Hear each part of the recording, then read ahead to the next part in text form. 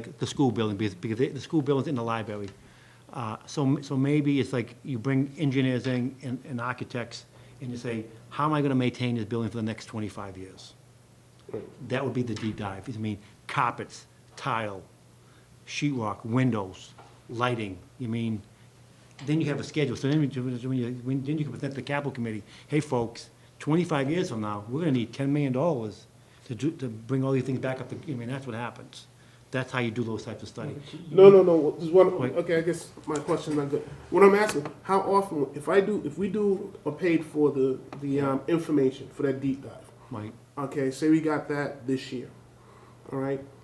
How long out should it be before we have a second one done to basically, one, make sure our maintenance program that we put in this year is actually doing the job and prolonging the life as we think it is, Right. or should be? How far of a period of time between those should a deep dive? I would say it could be 5 to 10 years. Because once you have your study, you would add your inflation cost to it. Because labor rates go up, and, because hopefully if the study is done detailed enough, you're gonna know the next 15, 20 years what needs to get done, Yeah. or what's coming, Yeah, you just add the cost differences. the inflation cost. And that's what's gonna kill you, because if a boiler today that costs $250, when it dies 30 years from now, it's gonna be $1 million. Okay, but see, the thing about that, Bill, Yeah. is I got a Bill Ritchie, Yeah. okay? And if somebody tells me my boiler should last 30, say 20 years, Yeah. just letting it run, and I got Bill Ritchie there watching it every year, I want to get 35. Oh, yeah, oh, yeah. Okay, you know what I'm saying? I don't, Right. and I want to know 10 years out Right, so I can budget for it. yeah. That's what consolidated facilities in my mind you're supposed to do. And the reason I'm asking, because I think we should be putting something aside each year to get these deep dives done, or these I call it maintenance evaluations done, all right, at a set period in time. Because that's the only way that we can check to make sure we're getting, Right. or put a check on that the maintenance of this town is not going sideways, or we're not getting stagnant in what we're doing. And that's why I'm asking, because if it's, say, $125,000, and we're looking at over, say, every, say, 7 years, we divide that by 7, and we should have a line item in your budget towards the full maintenance evaluation of the town. Right. We do it with our audits, we do it with every other thing in the town that has a big ticket dollar on it. We should have a line item in your budget so that that money is earmarked and ready to get those done. Yep. And I think we should look at that, and I think if we can put some thought into that and maybe get back with us or something, Yeah. and just Well, say, Well, what I've done, so I sit on the capital committee, and that was one of my, and that way we could Recommendations. bypass the capital Right, committee yeah. a little bit on that Yep. too, because we Right. get the funding is already in your budget. Well, one of the difficult things about, One, one of the difficulties is You have to spend money. or if get it doesn't get spent, it comes back as free cash. Well, we do it right And- now with our 3-year evaluations, with the $100,000. That's because they had a contract that allowed them to pay it into 3 installments, but they signed the contract, and the terms of payment were worked out beforehand. But, see, this is the problem, we do not have a savings bank or a savings account. We now have a budget stabilization Simple fund. revolving fund. Maybe we could stick it in there and just earmark it for a study, fund it, Solid Facilities Revolving Fund, there you go. put 12,000 a year in there until we have enough money for the study, or whatever. And do things like that. I hadn't really thought of using it for that purpose, but that's possible. It's a big problem, budgeting for stuff that isn't going to be spent in 1 year. And it's a problem raising the money for, if it's a huge capital project, well, then you've got to go out and bond it and have the ability to do that. If it's a small project, then it becomes dicey. Because And that's the the problem. one problem with this is We're it's looking not at the really a stuff in capital between. project. We're not looking at preventive, and we're not looking at, you know, preventive maintenance, and we're not looking at a huge, you know, large projects. We're looking at all the stuff in between, which adds up. And, I mean, I would kinda like to see, you know, just a line item that says, you know, small projects, $100,000, something like that, just to get a jump on it, and then have Bill report what he spent it on, you know, and was it enough, you know, that kind of thing. But anyway, I just don't know how to save it from year to year, A revolving or fund. something like So- that. Set up some type of revolving fund, departmental revolving fund. And basically, the way you set up the lease on it is towards whatever, But that where's, study. But where's the revenue? yeah, How where's much- the revenue? Where's the revenue? Based on what? It would have to be an allocation from the Allocation. budget, Yeah. and And that's the same thing. that's Yeah. never, I don't think any revolving fund works that way. There's gotta be really do it. So you'd have to start charging somebody. Geez, Bill, come on, Right. you know. Right. Well, one, Pay one, the charge to the department. well, two, Betty, you had your hand Well- up, sorry. I'm gonna ask you just your opinion, but, you know, when we think back on the school building project and all of the, discussion on town meeting floor and throughout the town about how we let the buildings go and we need to maintain them, which everyone agrees to, but again, the money to do that is a whole nother issue. How do you think, given the fact that most of the school buildings now are 10 to 15 years old in that span, how do you think we're doing as a town, holding the line and maintaining those buildings as they get a little bit older? well, I think we're doing much better now that we have a department that's, you know, it's putting the time and resources in there, but, you know, it's, you know, there's almost 700,000 square feet of space. What I do see happening in a lot of the school buildings now is obviously it's a lot of the hardware, it's the flooring systems, you know, obviously terrazzo floors would have been one and done. You may take a mop, put down VCC, put down vinyl composition tiles. They gotta be stripped and waxed every year. The stripper ruins the joints, so it's you know, terrazzo lasts for 50 years. VCT, depending wear and tear, 7 to 12 years. Yeah. Now you spend $15 million to do all the floors over again. These are the things, I mean, it's, How much? on the schools, or the cost, or the labor cost, you're talking an enormous amount of money, you know. Yeah, I hope you take that number back, though. Well, no, if you want to take the VCT and put down terrazzo floors, you mean? Oh, yeah, You're yeah. talking, yeah, All right. yeah. So Bill, if you had to give me your professional estimate, if Right. we had this money that we could put in an account for maintenance for the school buildings and then also the other parts of the town, what's the number that if you had to just think about the schools, what number would you be looking at to say, we would need this much money a year to maintain the schools in the way they should be maintained? Yeah, I would have to really, I'd be guessing, because you're talking $150 million worth of structures. I'd be really guessing, but I think for starters, would be at least $100,000 a year. I mean, I would think, you mean, And then for the other buildings in town, police, fire, town hall, Well- library, council on aging? it's hard to balance, because you're talking about one school building, a little bit newer, bigger structures, but you take a building like this, that is an older structure, you could sometimes put more money in an older structure to bring it up to code than you know, you're talking bringing something up to code like the fire station versus something trying to maintain a facility. But yeah, I mean, I say, you know, I guess you're always, I'd say a couple $100,000 to spread them out all around town Around town, yeah. would be nice. And I don't, and I think that's a guess. Yeah. I don't think it's enough, because, you know, things age, technology changes. I mean, like a computer, who knew? Like, everyone talks about, like, the IT department, all the computers. If you look at the amount of controls that I have for my systems, I think I have more than the IT department. Because my sprinkler systems, my fire alarm systems, my boilers, my lighting panels, I have controls everywhere. I get, 5,000 smoke detectors. It's all controlled, it's all panels, and so the technology, and that technology changes. I mean, a lot of the programs go obsolete, you have to find another vendor to try to make it work. So it's really hard, but you need to start somewhere. Yeah.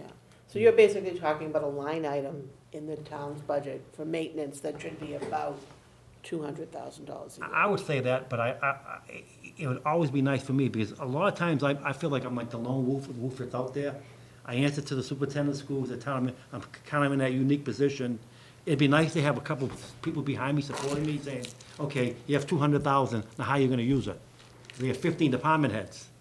Well, how can they get the, boy, I mean, that's the challenge for me sometimes, trying to, I think I do a pretty good job, I don't have too many complaints, but it's sometimes it's hard to balance, what becomes the priority of the week.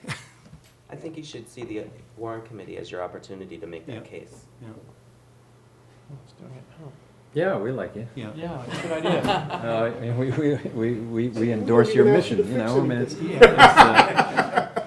I gave you heat. Okay, there you go. I need Thank you, that. thank you, yeah. We were just talking about that. Oh, yeah, yeah. But that's the hardest thing, it's it's really trying to prioritize everything. And I do a nice, I do a lot of presentations for the capital committee, and I'm on it, and try to build, when the roofs need to be done. That's a big thing, like the school roofs on the capital committee. Some of the roofs are 250,000, I mean, these roofs were not all, the schools were done new, but we had a lot of old roofs that were still on warranty, but now they're out of warranty and they're 20-something years old. So they're on schedule for the next 4 or 5 years to be done, based on money. But I was smart enough to hire a roofer in my department who can maintain my roofs. So before, we were hiring contractors to patch, so we can do that. But eventually, that's one of the big things is the roofing systems. But that's on the capital, that's not items under 10,000.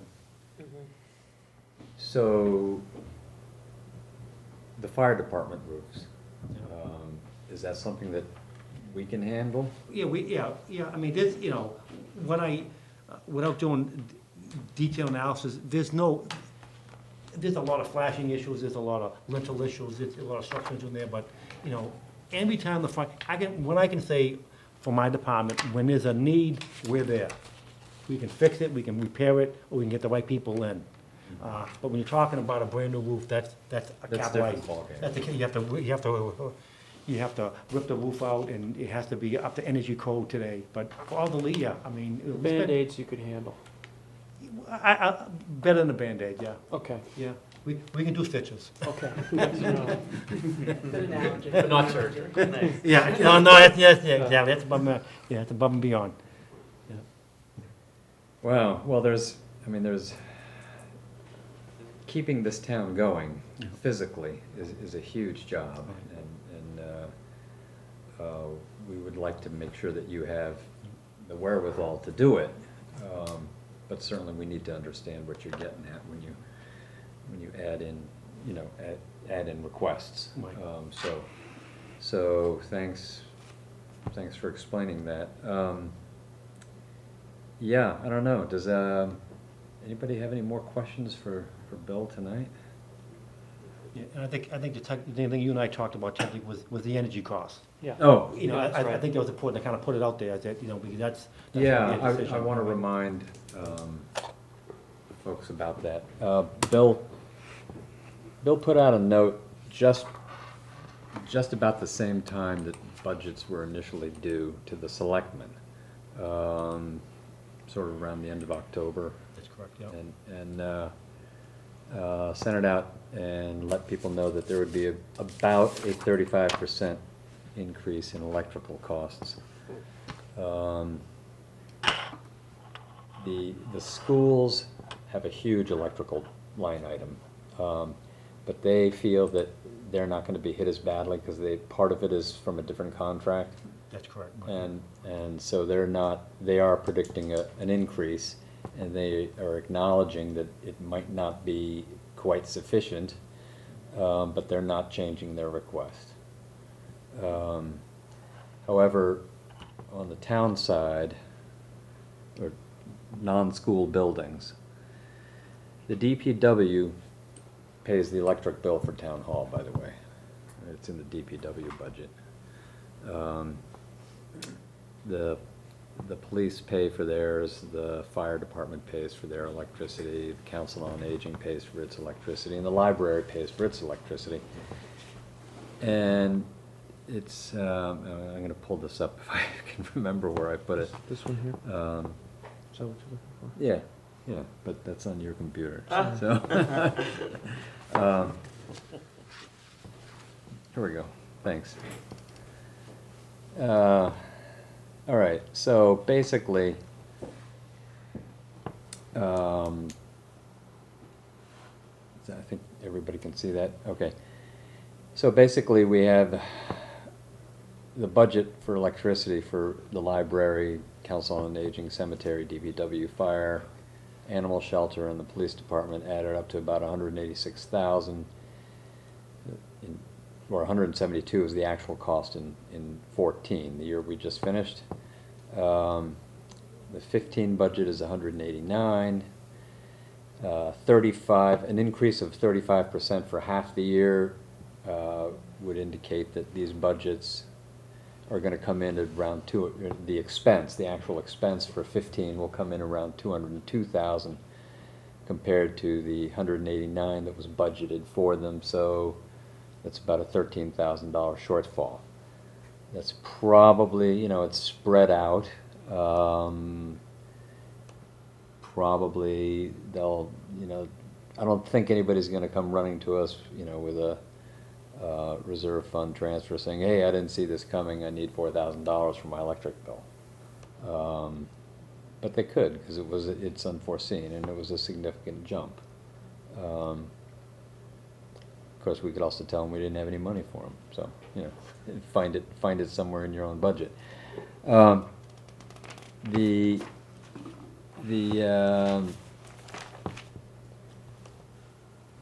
Gets a little worse though for 16 because people didn't take Bill's advice to heart, and the shortfall for 16 looks like 30 grand.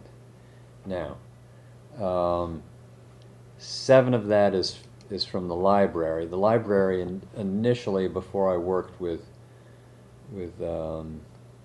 okay, this is based on a level dollar budget scenario.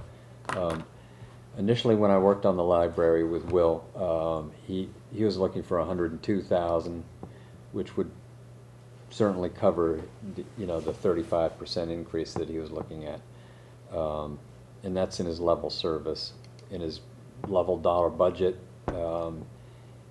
he also had 102,000, and he was going to shut down on Sundays, which I didn't think was a really good idea. So, and we didn't quite have a firm grasp on the electric situation at the time that I was working with him on the budget. So we settled on 92,000 for his bill, at least in that budget. So long and short of it is we may need to put some money into some of these people's budgets for electrical purposes. Never mind what they want.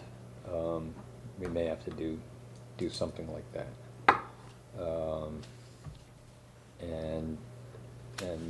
Anyway, so at least we have some basis for thinking about electrical budget shortfalls. So thanks, Bill. Yeah, and just so that, you know, and the public knows, so, and we go out to bid for all our utilities, gas and electricity. So we went out for gas 2013, we were spending roughly 7.8 cents a decaderm. And the current price, we came in at 7.7 cents, so we actually went a little lower. So we're locked in for 2 years on gas for schools and towns.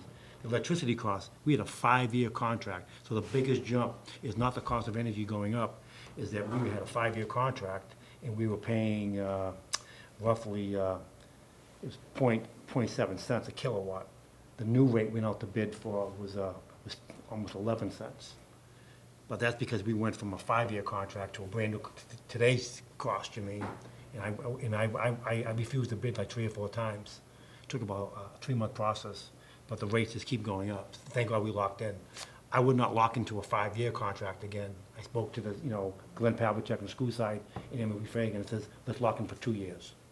Because the market may change, there might be, a better, so I don't want to lock myself for 5 years, hoping the market's going to come down and we'll lock in for something lower again. But it's like, but we'd be paying a lot more if we didn't go out to bid. And I picked a company that probably ran probably 15 vendors trying to get the best rate, electricity rate. So good opportunity to say, I always tell people, conservation, conservation, conservation. I mean, you turn down your heat, you turn down your lights, you mean, and it's, a lot of the stuff is behavioral. Hey, Michael. I happen to do a lot of work with electricity purchasing for hospitals. Okay, And I know that there is a way to lock in a certain portion of your buy and let the other portion float Yeah. at the market rate, and then to lock it at certain times that maybe a broker or a professional who's advising you. Have we looked at using some sort of an electricity vendor or oh, yeah, broker? oh, yeah. Yeah, I go through power options, Okay. yeah. And it's their recommendation that we lock for 2 years? Yeah, because you looked at the first, 1-year cost, 2-year cost, 3-year cost, and I have access to 3 energy managers who actually work for a lot of the big hospitals in Boston. And people work for NSTAR and look at the market, and I say, here's what I'd like to do. Bill, don't do that, do this. So I have about 3 or 4 consultants on the side that advise me what to do, who that are buying their electricity costs maybe $10 million. You know, who buys for the hospitals, the Mass General, Right. Brigham and Williams, so I get some pretty good resources. And I also belong to an association with 350 school districts. I talk to all the business managers, all the facilities guys, say, hey, what everybody else is doing. Some people decided not to lock, that are paying the price today, because they're paying triple what I'm paying. Other people going off for 3 years. So I thought the best scenario was, my advice was go for 2 years and just play the market, you mean? So that's, what I, so far seems to be a pretty good decision, you know. Okay, and I think it's also possible, when will you start looking at locking again beyond the 2 years? Probably this summer. Because my gas contract's gonna expire October 2015. I wanna start looking at gas at May. It's probably lock on the summer and the lowest rate. Okay. I don't know the specifics of your contract, but I think it's sometimes possible, you could start looking at electricity That's right oh, away yeah. and constantly Right. keep an eye on what Yep. price is gonna be in 3 years, and then lock years 3, 4, and That's 5, correct, you know, yep. when it's Yep. favorable for you. Okay, Yep. all right. Great. So, we've covered a lot of ground. Thank you, Bill. I don't know if anybody else has anything else, but certainly if you can give us Right. the live document, Yeah. So what I'll do is as it were, that would be great. I'll clean it up for presentation purposes. I'll ship it to you and ship it, and you can have it and, And your contracts breakdown. yes, yep, other different places we have contracts, okay. Great. Yep.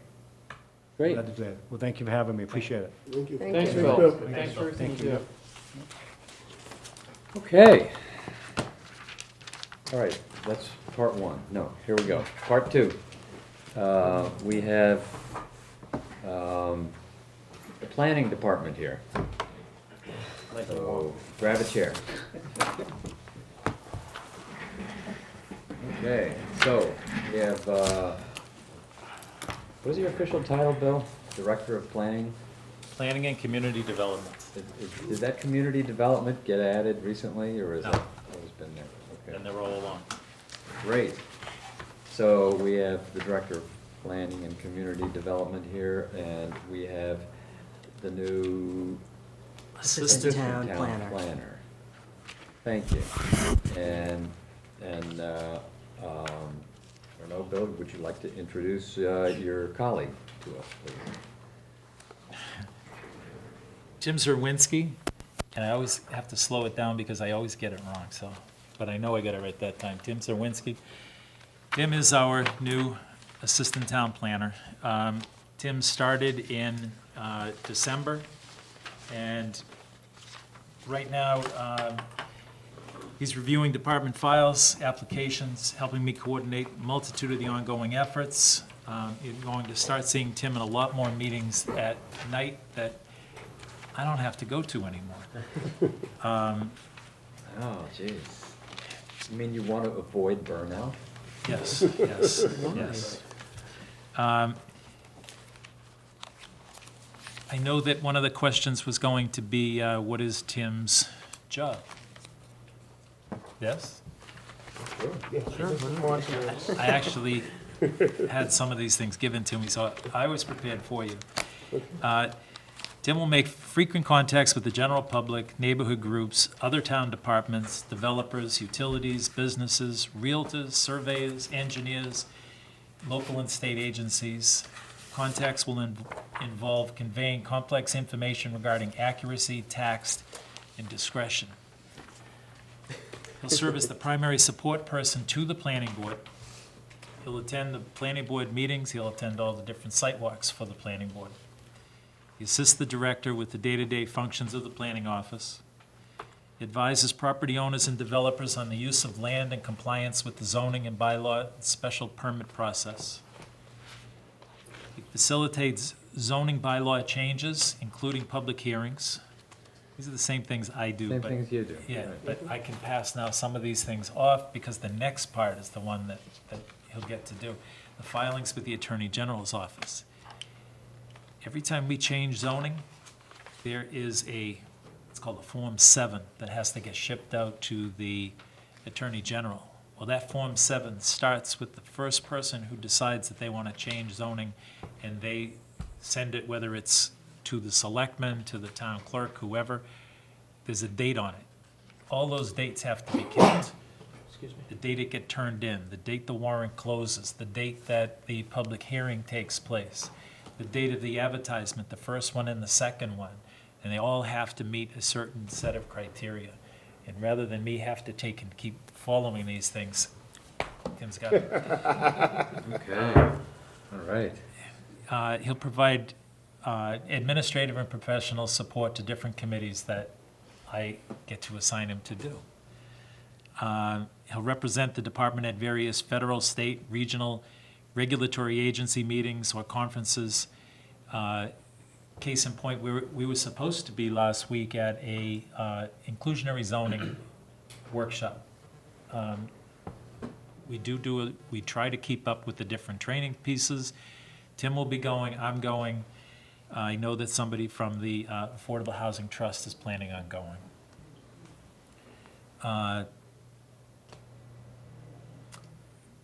I know that one of the things that we'll be getting back to that I've tried to do a few times is put together a development database.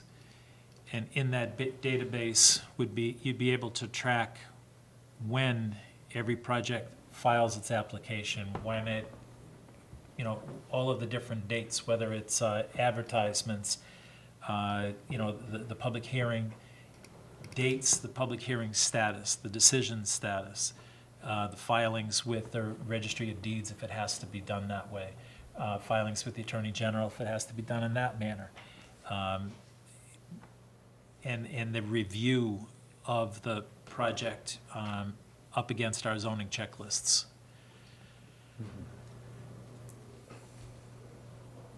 A lot of detail. That's what it is, detail. You want to keep that just in case you? You can leave. Your mind? Just I'm all in right for above your Milton, desk. so don't worry. Well, Tim, it's great to have you Great join to be here. the team. We all have name tags, and some of us are new to the warrant committee, and some of us have been here, I don't know. 20 years? Darnell's our senior representative. At any rate, it's great to have you in town hall and know that there will be two knowledgeable sources of some of these things, and we'll start reviewing some of the new articles this evening if you can stay after we look at your budget. So I guess we ought to look at your budget first off. Actually, it's the budget of the planning board. The planning board's budget is basically the clerk that supports the planning board and some supplies, much like our budget, except for that the planning board clerk works in town hall and supports Tim and Bill in their work for the planning board. Yes. Okay, is that about the most accurate way to put it? That is the most accurate Okay. way to put it. If I'm doing something for the selectmen, then the selectmen clerks have to help me with that. If it's something for the planning board, then yes, Emily Martin is my administrative assistant. Yes, she attends the planning board meetings. I don't necessarily make her go on the site walks. Site walks have to have minutes. I'll do those myself, or I can have Tim do them now. The minutes aren't that strenuous at site walks, because we do not have discussion at site walks. We have, you'll look, you'll review, you come up with your questions and ask your questions later. It's not a discussion time, it's just see what the site looks like. Emily works 22 and a half hours. Her nighttime meetings are included in those. So if we have a meeting that is, 4 hours, that means 17 and a half hours in the office, 18 and a half. 18 and a half, 4. Yes. But 22 and a half minus Minus 4. 4 is, We got it. 18 and a half. But, we're on it. But, so it's, and there's often at least one of those a week. Is that right? no, there's one, it's twice a month. Twice a month. It's twice a month unless there's the need for another.